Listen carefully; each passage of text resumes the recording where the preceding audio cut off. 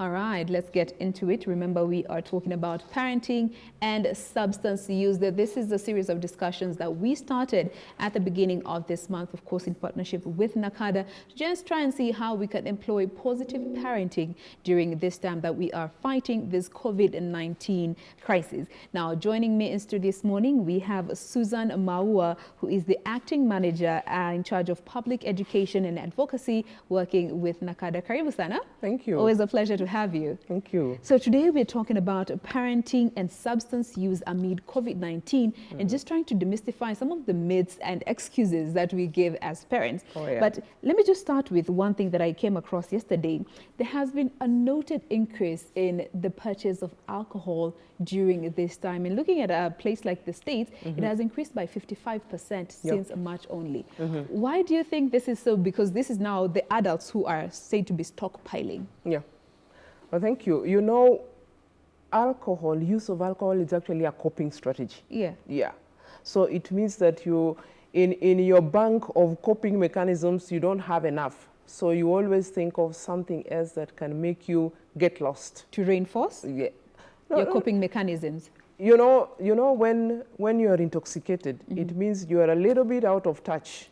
Yeah. So if the issue was your wife, you know, you can forget that she exists until you sober up and you find she's still there. Yes. Yeah. So that is why use of alcohol is not a very good coping mechanism, but that is actually what happens, because you look at the stressors. Yeah. The stressors that are there, like now being stuck in the house, maybe you don't have much to do, or your children are there, you've not been talking to them previously, your spouse is also there, you have actually been existing in the house, then suddenly you find yourselves. So you see, those are stressors, and that brings out negative emotions. So when you add the stressors and the negative emotions, then you bring in alcohol, which unfortunately is a depressant, Yes. to depress you further. Thinking it's going to help you deal with it. Yeah.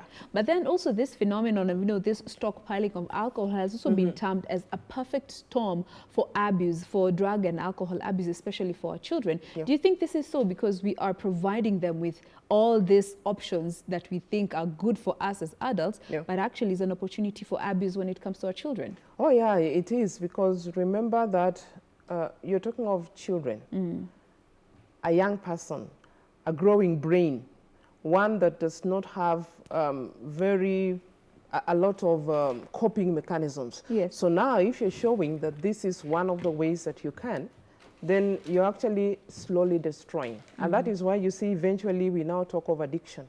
Because you see, the more you use, you develop tolerance, and over time you find yourself in a totally different environment where if you wake up, you must use it. Yeah. And it is something that happens progressively. So you see, as you're stockpiling, what you are actually demonstrating to the children, this is how it's done. Yeah.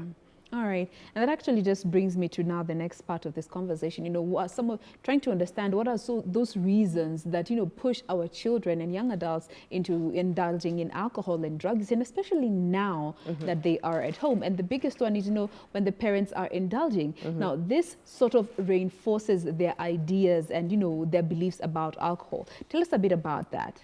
That's why we're actually having this conversation, because remember, all these things are based on the NACADA research that we did. Yeah. And it shows that children begin to use because of the adults in their lives. It is their parents, it is their brothers, their sisters, it is those parties you have at home. It is all those things that you do that actually makes children see this is actually what should be done. I would also want to do the same. So that is one reason. Now, the other thing is, particularly when you talk about teenagers, teenagers, it's actually a transition point of crossing from childhood into adulthood. There are a lot of things that are happening in your body as a young person. So it means that even your curiosity level is up. Yes. Yeah. So, and particularly if your parent is going to be talking about don't, then I'm going to do the opposite. I said, okay, well, why are they saying this? Let me find out. Okay. That is why you need to give reasons rather than saying, because I said so. Yeah. Again, that blanket statement, because I say so because I'm the parent, Yeah. could also be more destructive than useful as we might think as parents. Yes, yeah. So curiosity is also another reason as to why, our children tend to indulge. Curiosity, and then again, peer pressure, because they are likely to do what others are doing. And, the interesting thing is young people have a tendency of thinking everybody is using. Yeah. So because you want to be everybody, they want to be left behind. They don't want to be left behind.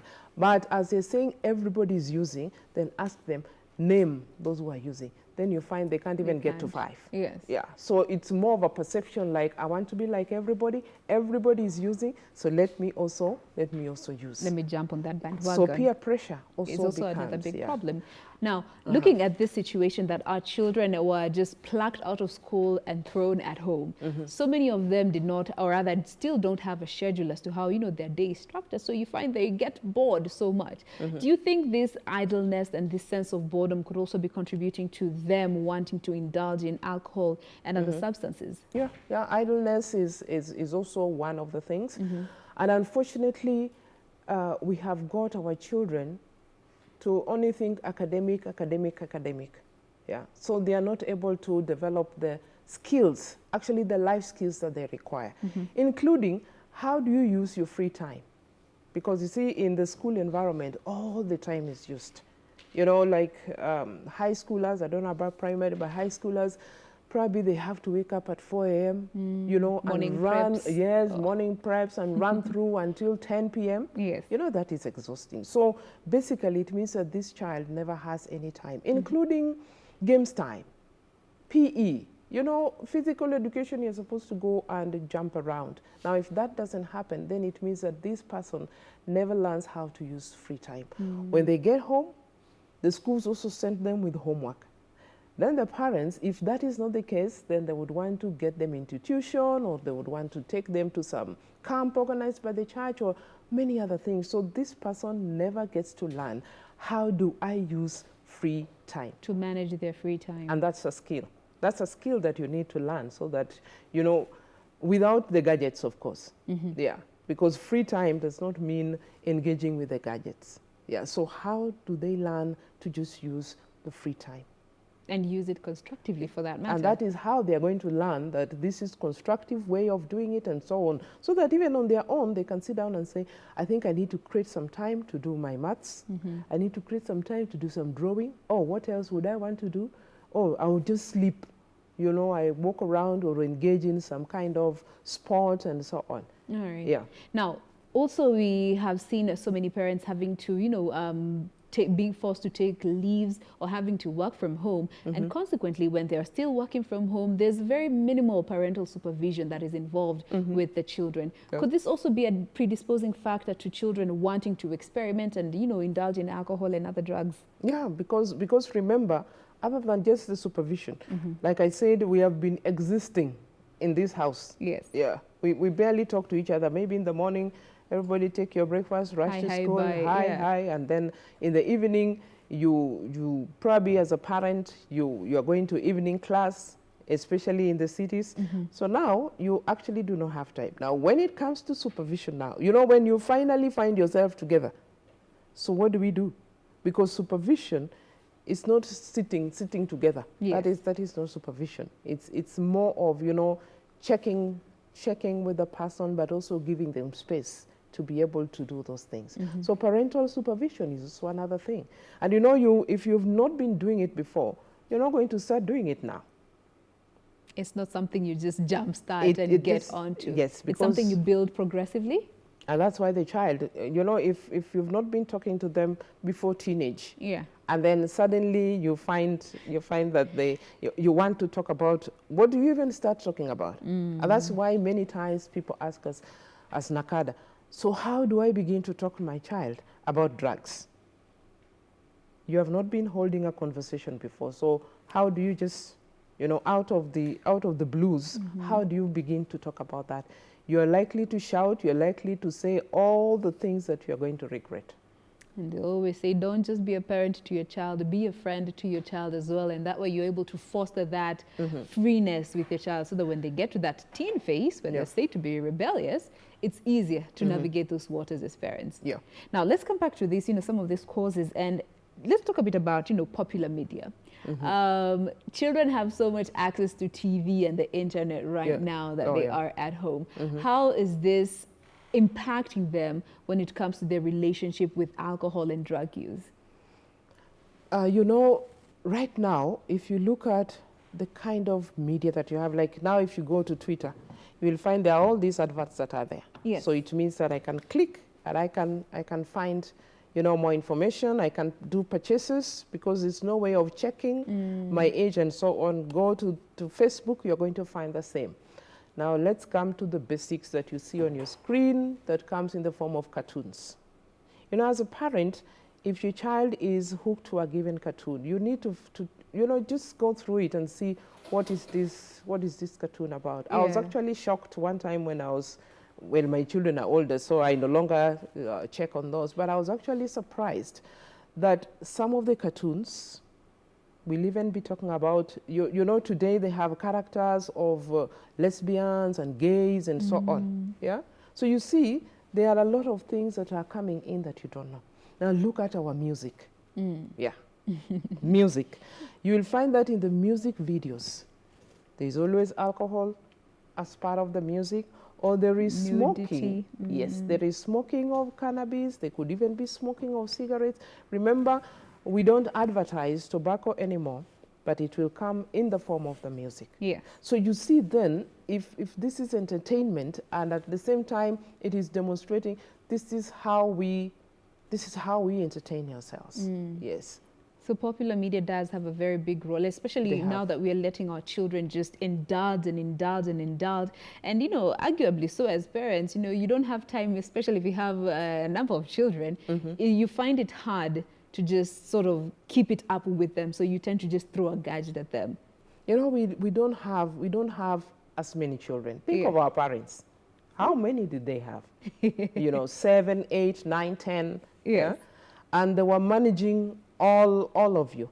But today we just have one child, 2 children, at most 5. Yeah.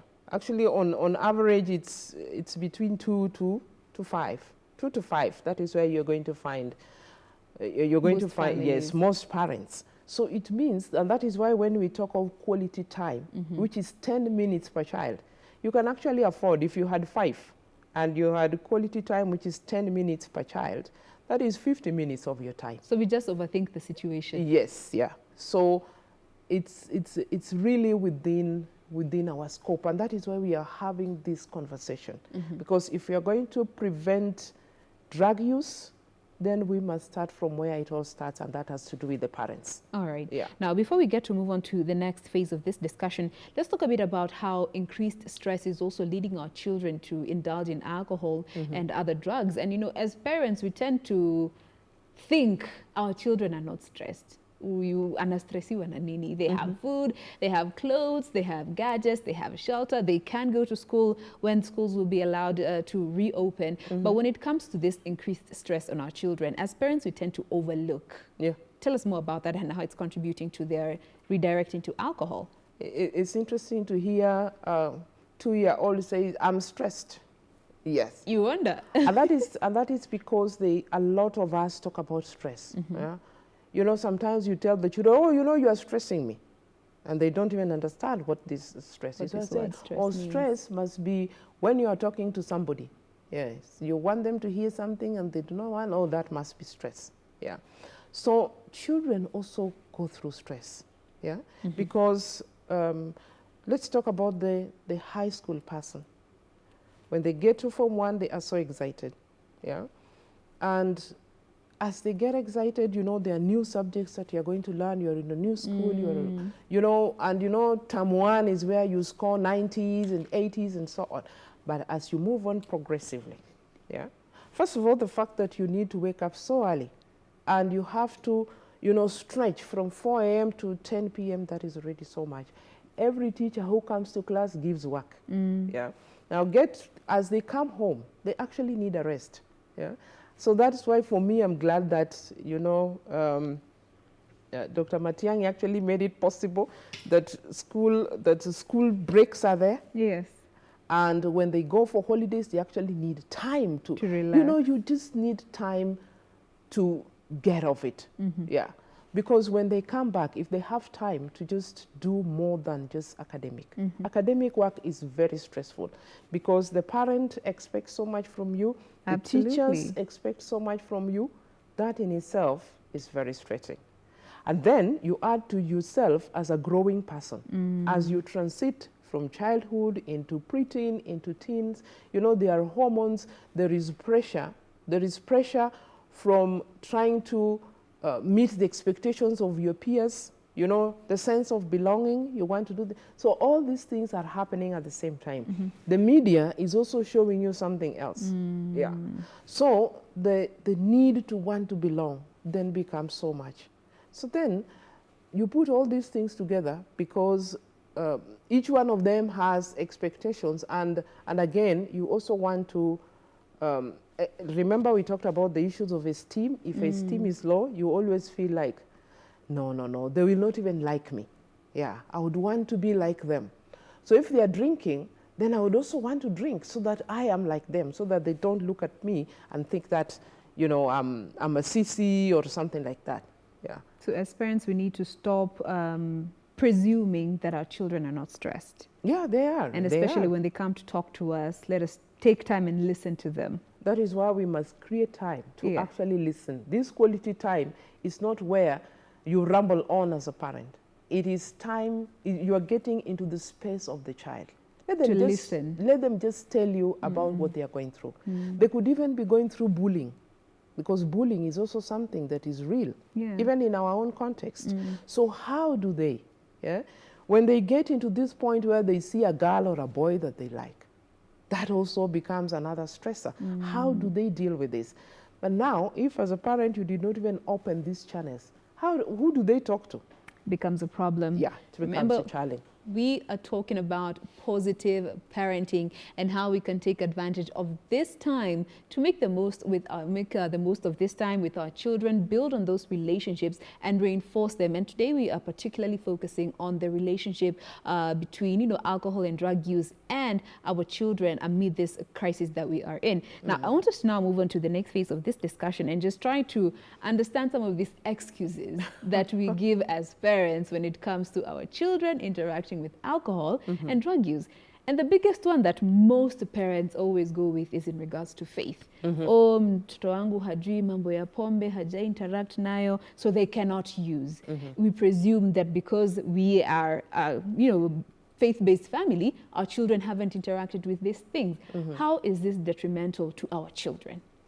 Then what happens is you use religion now like a carpet. Yes. Yeah. Because whose faith are you talking about? We as a family, we are Christians. So does that make your children Christian? Do they believe in the same things that you're talking about?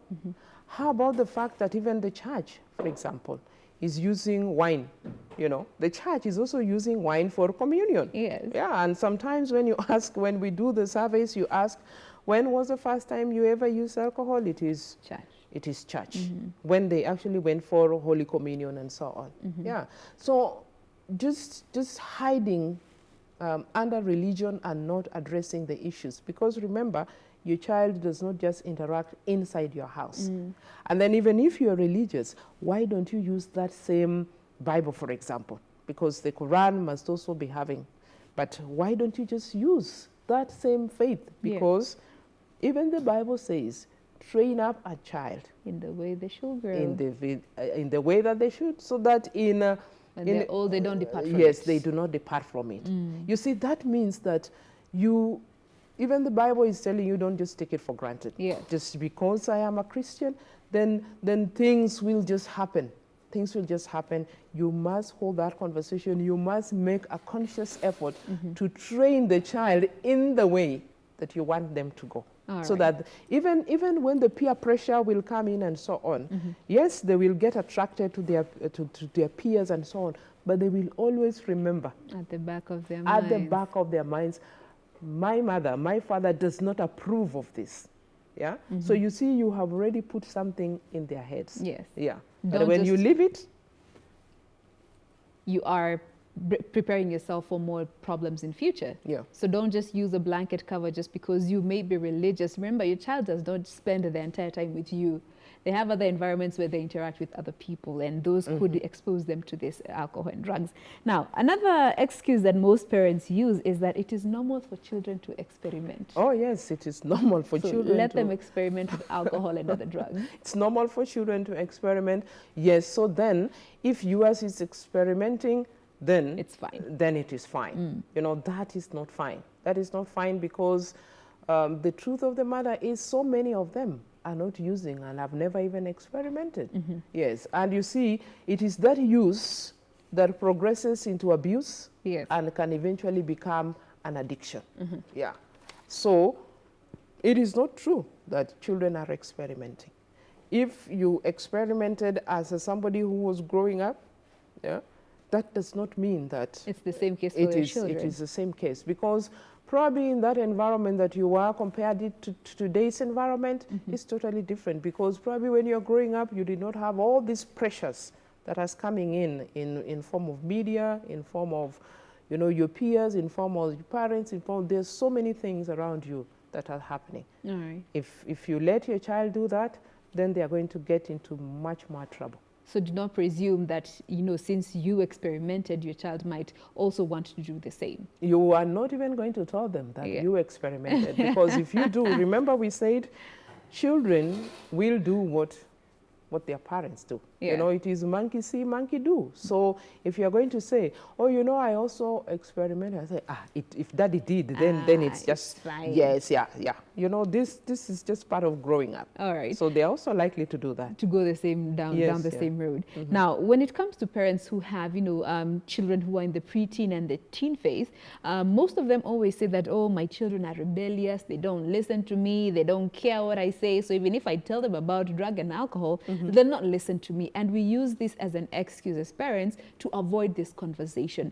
Is this doing more harm than good to our children? It is because, interestingly, research has actually shown that children, if you ask them who they would want to get that information from, it's actually the parents. parents. Yes. So it is the parents, whether you're talking about things on sexuality, you're talking about, let's just say, risky behavior, including alcohol and drug use. It is actually the parents they would want to hear from. And remember that they may look like they are not listening to you because, you know, they will roll their eyes, they will say, oh no, because Body language. probably you give a lot of instructions and counter instructions. Yeah. That when you call them, they say, oh no, here she is again. Yeah. So as they do that, it doesn't mean that they are not listening to you. You can actually ask them, so what have I said? And they will tell you one by one what you have actually said. Yeah. Because remember that you matter. You matter to your children so much. Yeah. That whether you approve or disapprove something is so important to them. And that is why they would want to hear it from you. If they don't hear it from you, then they are going to hear it from third parties who don't care. Yes. Yes. People who don't care about them are the ones who are going to tell them. And that will lead to more damage. Yes. So by the time you realize something, then it has gone so far. Yeah. Yeah. Cannot be reversed. Probably they have even committed suicide. And then you realize, oh, you know, these are some of the things that have been happening. All right. Yeah. So as a parent, always try to be the reference point for your child when it comes to these pivotal conversations in our children's lives. Now, before we get to wind this conversation down, we always talk, you know, as parents, you know, it's what we started with this conversation, the fact that, you know, parents are stockpiling during this time and, you know, they're thinking, okay, ini yangu, ini soda ya wazee, na ini soda ya watoto. You even have categories in the fridge. So as a parent, we tend to say, okay, yeah, I'm an adult, I can use, and you tell your child when you grow up, that's when you will use. But showing them that, you know, since I'm an adult, I can use alcohol and other drugs, and, you know, since you're a child, you cannot use. How is this impacting rather children when it comes to their interaction with alcohol and drug use? Remember that when you talk of communication, it's more of what you do rather than what you say. Okay. Yeah. 25% may be verbal. 75% it is nonverbal. So what are you demonstrating? By having it there, by taking it in their presence, Yes. you're actually demonstrating that it is okay to do this. Yeah. So remember, we've already said that you matter to your children. So whatever you do, they are going to do exactly that. And remember, they are not able to conceptualize that this is for adults. So they are going to be thinking, oh, when I get to 18. Sometimes when you hear children say, oh, when I grow up, I would like to be like my dad. Yeah, probably you would want to ask them, what exactly about your dad would you want to be like? Yeah, probably he sits there and reads the newspaper and does nothing when he comes to the house, or when he's there, you know, there are all these things. You would want to find out what else. Yeah, because also tied to that are parents who think, oh, you know, I can actually teach them to drink responsibly. Yes, and that brings me to the next point in regards to some of the excuses that we use as parents. You know, I don't want to be too strict with my child. I want to be the cool parent. I want to be the point of reference. So I want to be the person who will introduce them to this alcohol world, because I know at some point they will get into it. So let me just introduce them to it to try and control the situation. Nimbaye kamoja, we go drink with them. Is this advisable, especially for our teens and youth? It's not advisable because, one, this is a growing brain. Yeah. In the previous sessions we talked about this brain continues to grow until the age of 25. Yeah. The last part of the brain that grows is the part responsible for executive functions, you know, higher decision making and so on. So that means that they have already not reached that stage of doing that. Yeah. And if you are going to provide the alcohol and even a place to drink it, the children then become more comfortable with it. Yeah. Comfortable with it, that they will still get to that level of binge drinking and so on. So it means that even when you are not there, yeah, they can easily bring their friends and really go overboard. And you have heard of situations where children do that.